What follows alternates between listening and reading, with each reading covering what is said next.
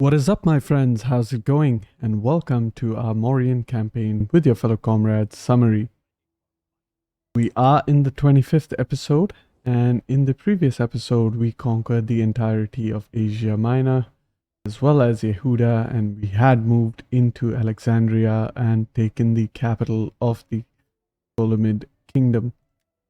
In this episode we will be looking to take the remaining Ptolemid settlements, and hopefully we should have a victory fire, as we do have, as we are approaching that 60% culture in Bithynia at Pontus. Meanwhile, over here, our armies are doing fairly okay, so I am going to go ahead and kind of move this army up north towards Pergamon. Set him on that patrol stance. Move this army down south towards Ephesus. And if you look at our other armies, they have completely replenished, which is great.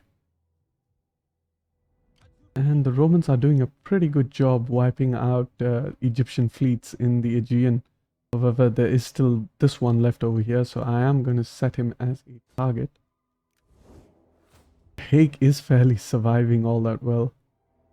That is kind of surprising, actually.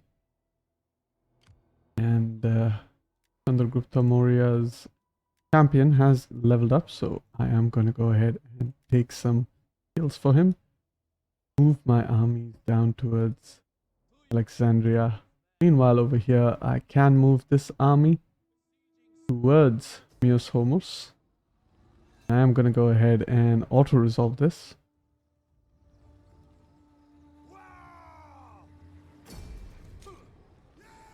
Go ahead and occupy the settlement for that extra population. Dismantle some of the buildings over here.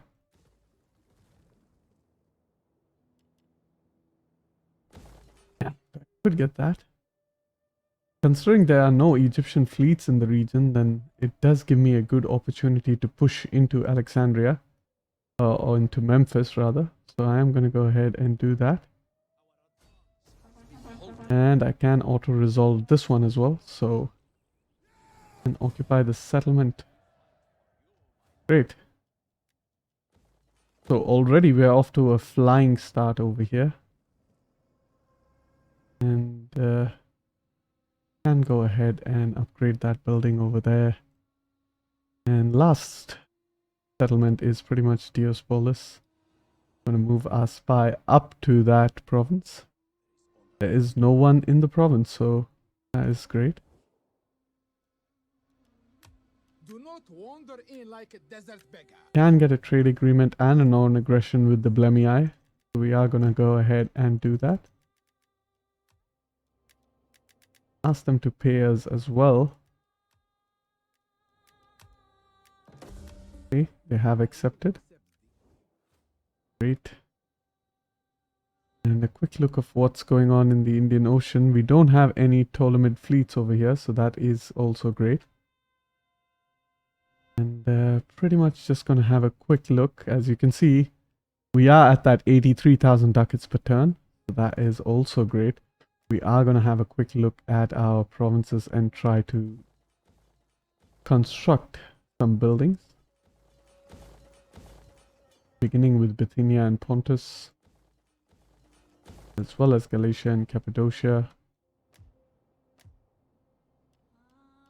Go ahead, get that fountain over there. Increased research rate over here.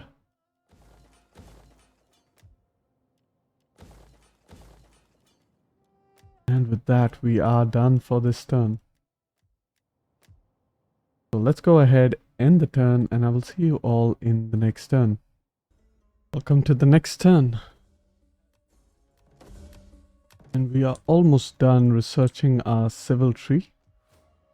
As you can see, our economy is pretty strong. We are going to go ahead and level up all the buildings that we can.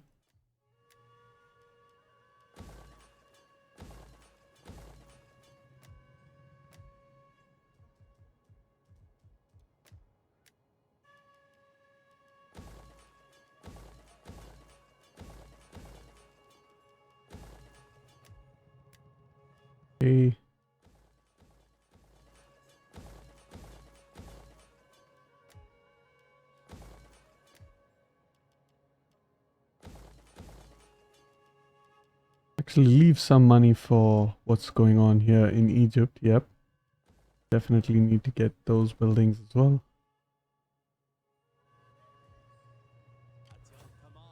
Move our army back up to Alexandria in order to replenish. Well, this army can march towards Memphis. General has leveled up, so we are going to take some skills.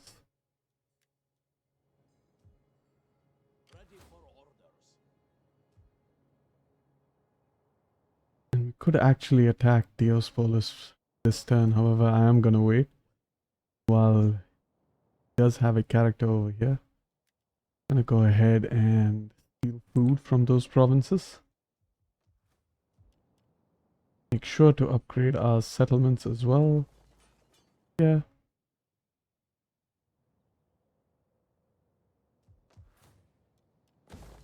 Great. And it looks like our garrison is looking good in Antea as well as Nicomedia. So that is great. Meanwhile, Side is also looking fairly decent. Salamis is the main concern, actually.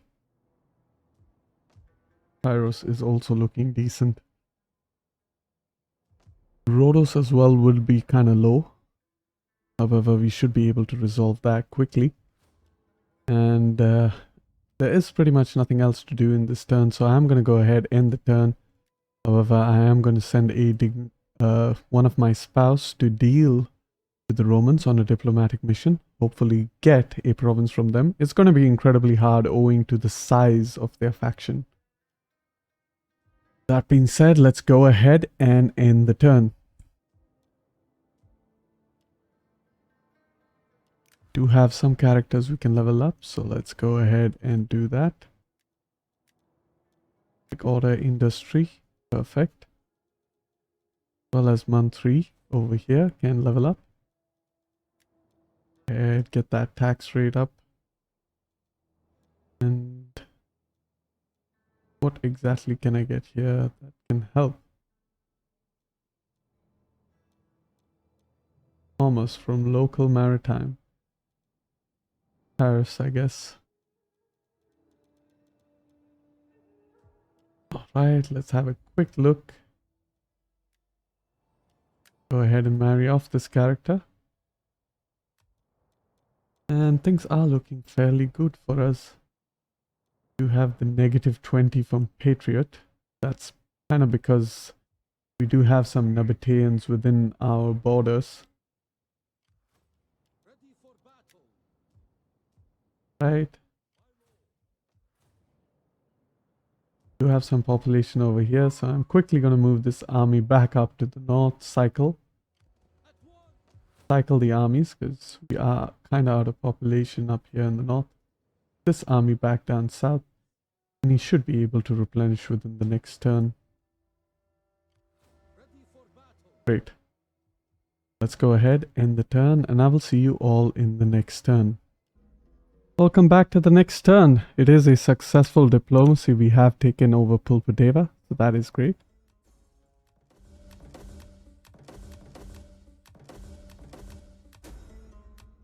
Right, let's go ahead and quickly build up that province to what we desire.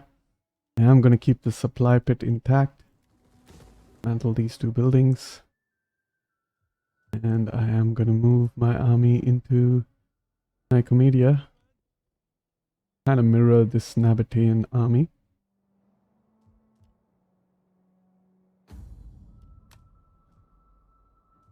Meanwhile, in Egypt, things are looking better. Are going to march our armies down south as much as we can in order to take Diospolis, and over here we can put our army up in Alexandria. We have a lot of money, so let's go ahead and upgrade our settlements.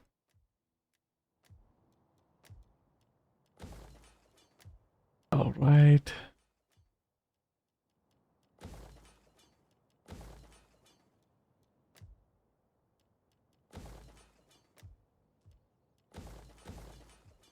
Okay.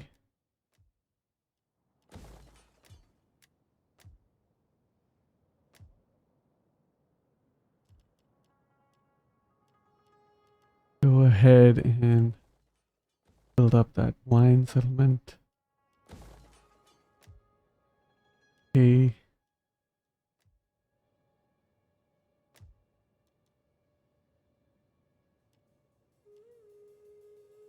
Can go ahead, build up Pura. Excellent. And with the last remaining amount of money that we have, we are going to send our character once again for some diplomacy. Shakti, here we go. And yeah, like so.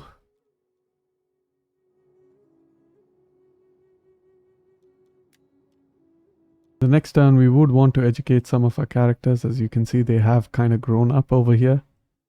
And Ashoka is at 73, still going strong. I mean, pretty much survived and taken on the Egyptians, which is kind of great. I could technically just go ahead and attack Diospolis right now. And we have finished researching Fixtaris, and with that we have finished our civil tree. So now we can focus on our military tree. And the very first thing I'd like to do is to get better weaponsmith. So we are going to go ahead, and as you can see, our research rate is 960, so it's only going to take 1 turn, 2 turns over there, 3 turns over here, 5 turns over here. So we're looking at about 11 turns to completely finish off siege, and then, you know, another couple of turns to finish off whatever is going on down here in the south in management. So that is the power of first researching your philosophy tree and maximizing your research rate. Meanwhile, over here, this army really can't replenish all that much, so kind of does make sense to attack Diospolis right away.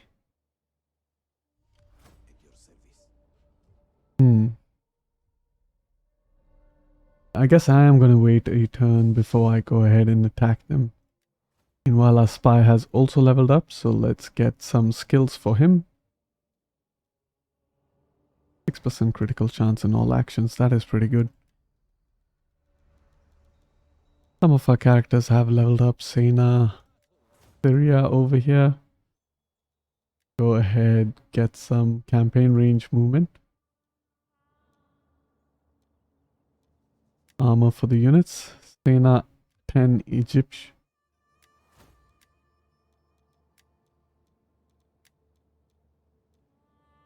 Alright. 2 authority, that's not bad. And a quick look at our economy over here. As you can see, the expenditure from our army is 86,500. And the income is looking pretty good. I mean, it is totaling out, or the net profit is 97,790. Keep in mind, if I didn't get all that army upkeep, you know, this amount could pretty much be double, which would be, you know, around 190, or sorry, 160,000, 180,000. And that would pretty much cancel out, and I would be making 0 ducats per turn. So yeah, never underestimate army upkeep, as I explained in an earlier video. As you can see, this elephant cost me 931 to maintain. Meanwhile, the one in Ashoka's army cost me 700. That is surprising. It should cost a lot less than that.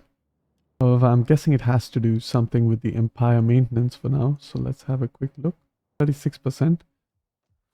Let's look at what's going on here. 150. I have no idea why it's gone back up so significantly. However, that it is what it is. And maybe it has to do with the fact that our supply lines or something in that, along those lines. Alright, without any further ado, let us go ahead, end the turn, and I will see you all in the next turn when we are ready to besiege Diospolis. Meanwhile, up here in the north, in Bithynia, we are just 2 turns away from actually triggering our cultural victory, and after that I'll leave it to you guys as to what I should do. Should I call it a successful campaign and end the campaign? perhaps play with a new faction? You know, comment your suggestions down in the comments. Or should I kind of like turn my backs on the Romans and declare war against them and pretty much take over, you know, Hellas, the entire Greek world? As that was the initial objective, to kind of extract our revenge upon the Greeks. And we kind of have done that by eliminating pretty much all Greek factions in the game. However, you know, the Romans have done their fair bit and eliminated everything in the Greek mainland. Although I do not know if you would like for me to personally own this region.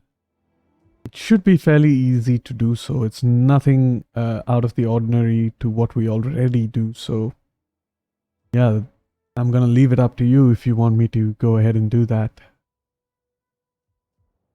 Welcome to the next turn.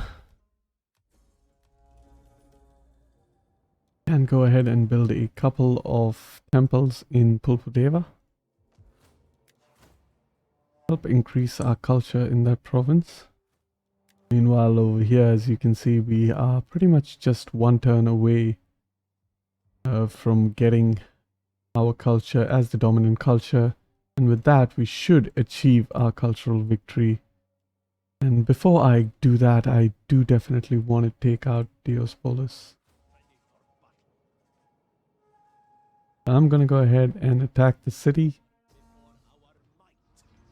And considering that this is going to be our last battle, most likely, unless you guys vote for, I don't know, you know, for me to continue the campaign, this is pretty much going to be our last battle. Well, let's go ahead and level up some of our buildings. You can see nothing much to level up. That is what I mean when you play with the economy turned off. And as you can see, every turn that we go ahead, we are going to get more and more into the situation because it takes a long time to build up these final settlements. And what actually happens as a result of that is that we end up with a lot of cash in our bank. And pretty much what that does is give us a big buffer of economy, and as such, we are pretty much playing with the economy turned off. Quickly go towards Atmaja. I believe here you are, Shakti. Yeah. Go ahead. Initiate another diplomatic mission with the Romans. Who knows? We could get another province off of them.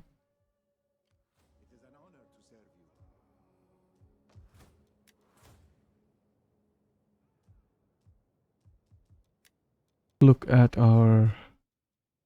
Cannot level up any other characters. And it is going to be Ashoka that lays siege to this final settlement. What a fit way to kind of end the campaign. However, as I said, I am going to let you guys decide if we should end the campaign and play as another faction.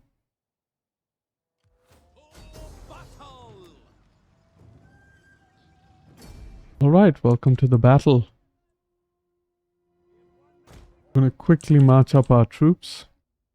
Meanwhile, artillery can stay here and start firing into the enemy.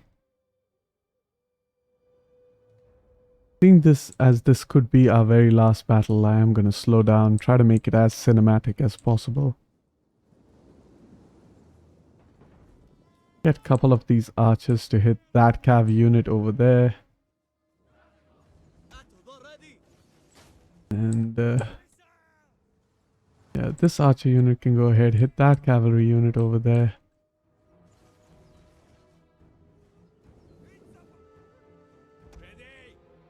While you can hit that ranged unit over there.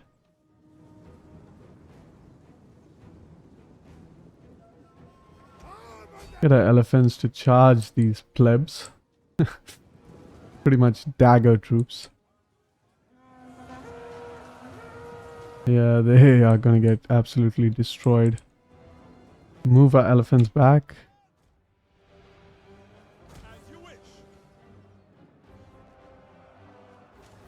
Meanwhile, here on the right flank, things are looking good, so we're going to move our elephants around.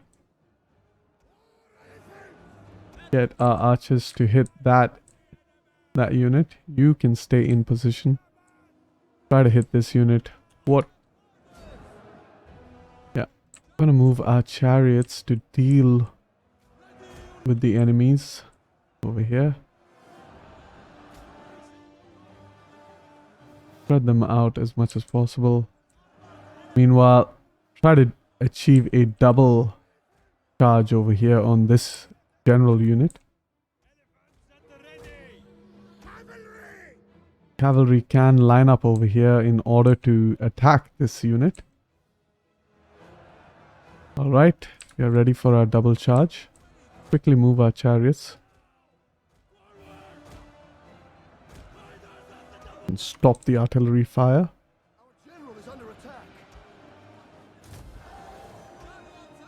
Great, and the cavalry can go ahead and charge over here.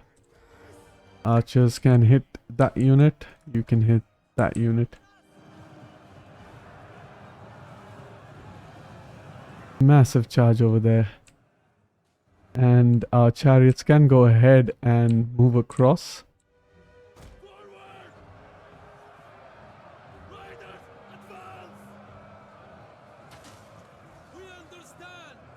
Get our chariots through.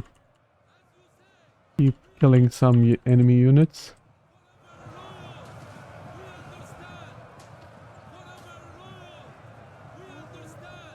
As you can see, the entire enemy unit over there is routing.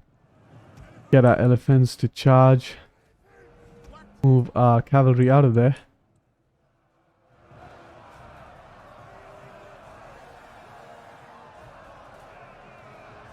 Beautiful.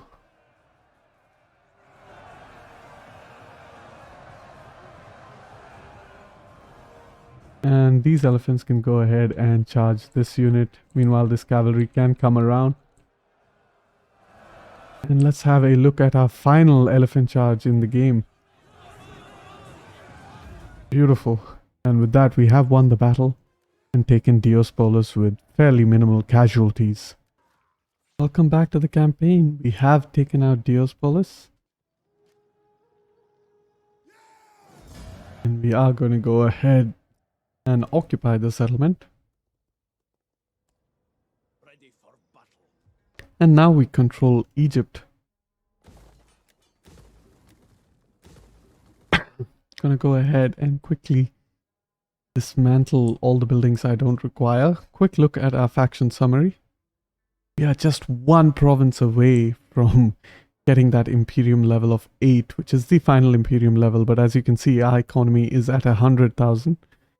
I do decide to increase the tax, that's 130,000. However, I do believe if I increase the tax, some of my parties will turn a bit disloyal.